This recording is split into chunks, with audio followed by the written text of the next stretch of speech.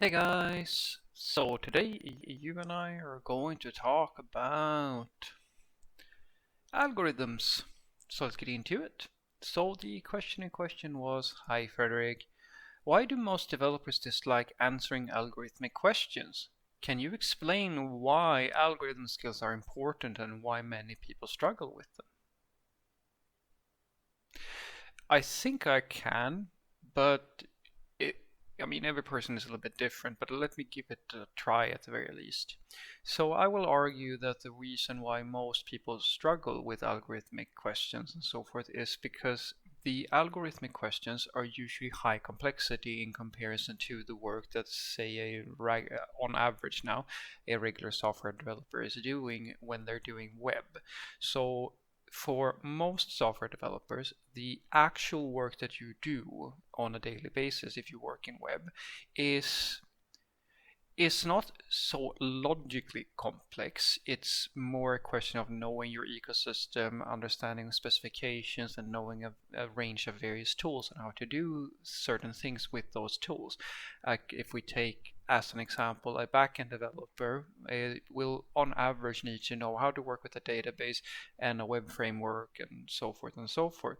But that person may not necessarily have on a daily basis a need to know a graph search algorithm, for example, or a sorting algorithm, because usually sorting and things like that, these are things like all the libraries that they might be using and the language and so forth, they have implementations of that. So they need to know where the sort function is and how to use the interface for that, but they may not necessarily have to know how to implement themselves. It's the same thing with linked lists and data structures and stuff like that. Most of those data structures are already in their language, so they need to know that they are there and ideally when to use one or the other, but implementing it from scratch is not something that you do all that regularly in a regular fashion. Uh, because most of what you do, literally, guys, is okay, there is a network call that comes in, you fetch some data from a database or an API somewhere, transform that data or store some data, and then you respond with it. That is far and wide the most common scenario, and that sounds, when I say it like this, trivial, and it's not. Like, it's definitely something that requires a lot of experience to know how to do that well. But when you talk about algorithmic questions, it is usually the case that the algorithm questions are more complex in terms of logic, in terms of what you need to, like how you need to think about your code and how to structure it in order to make it do something that is higher usually in complexity.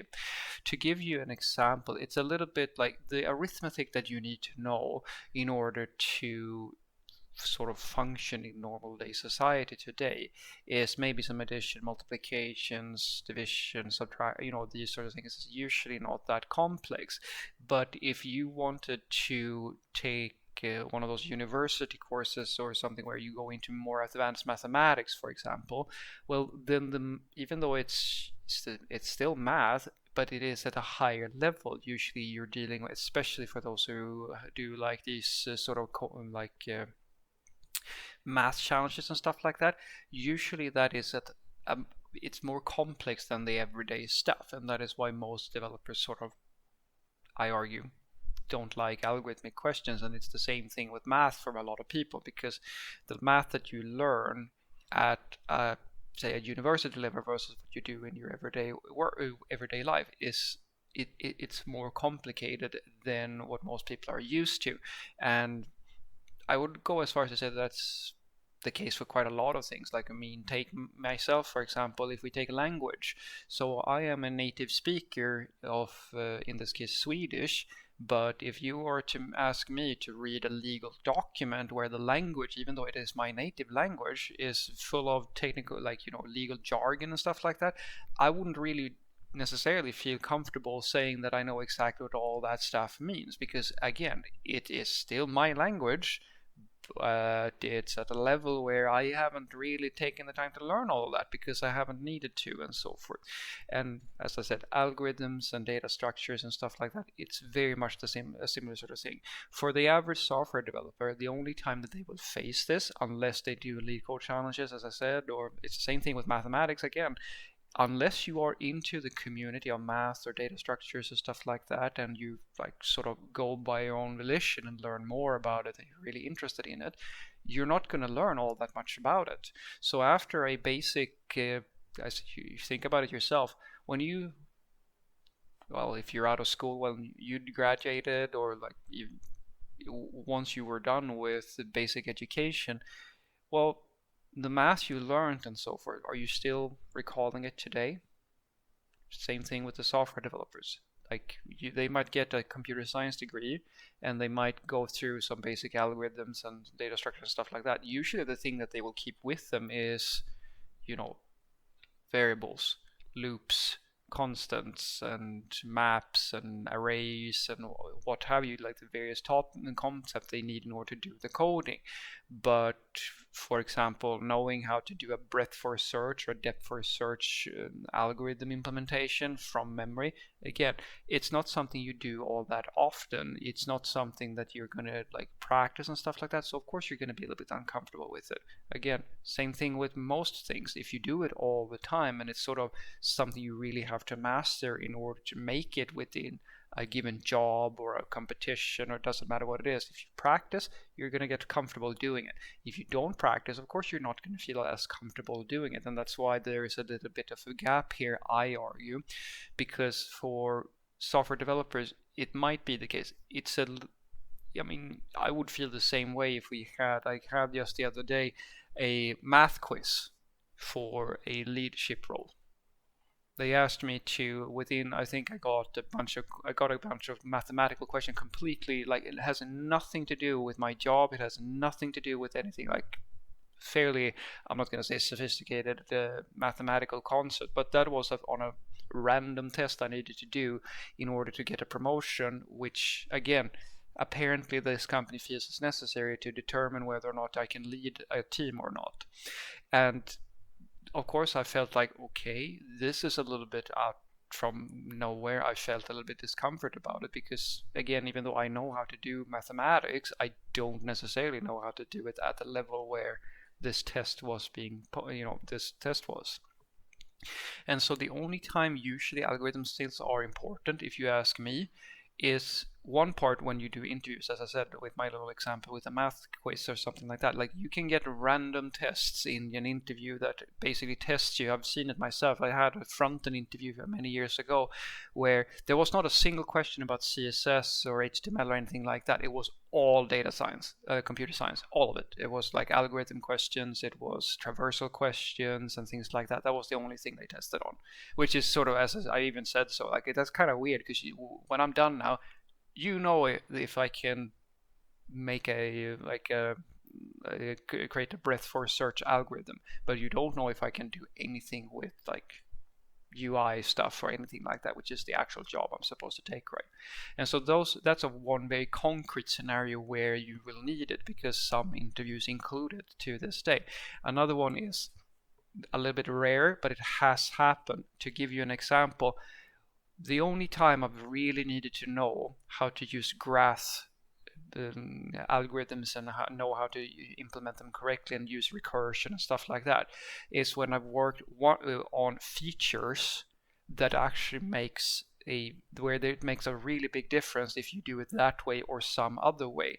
I had just the other day a conversation with a developer who had implemented a feature that it was unperformant, and after taking a minute or two to look at the code, I noticed that the reason why it's unperformant is because they've implemented it in a sort of weird way. And by going through a few of the mental tools that I have gotten from learning how to do algorithms and data structures, we could restructure the code so it was more performant. So I'm not going to be the guy who says that data structures and algorithms are like pointless, because they're not. They are very, very useful tools when you have a problem that really fits well with them. It's just that for a lot of people, that is something, they are not everyday stuff that you really, really need to know in order to just do a regular job.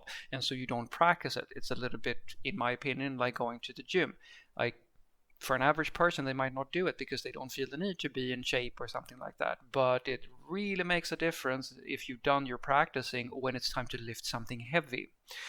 So what I want you to take away from this is that most developers, I find, dislike algorithm questions because it's something that is a little bit higher complex than their regular 9 to 5 jobs or like what they usually do, because most of the time the work that we do, although it is difficult to learn and so forth, it is not logically as complex as a lot of these algorithmic and computer sciences questions are. It's, as I said, very similar to like more advanced mathematics. The average person knows some basic mathematics, but the more advanced stuff you don't really practice. So of course, when you get a test on that stuff, it's a little bit intimidating because it's more advanced. Same thing with, language. Even in your native language, I'm pretty sure that if you had to read a really complicated legal document, you would kind of go, oh, I'm not really 100% sure what this means, perhaps. And the times it's useful is, as I said, when you have a problem that actually is a very good fit for an algorithm type of solution or so forth and so forth. I mean, everything is an algorithm if you really think about it when you write code and so forth, but the more complicated stuff, knowing when to use one data structure or another, is on a case-by-case basis.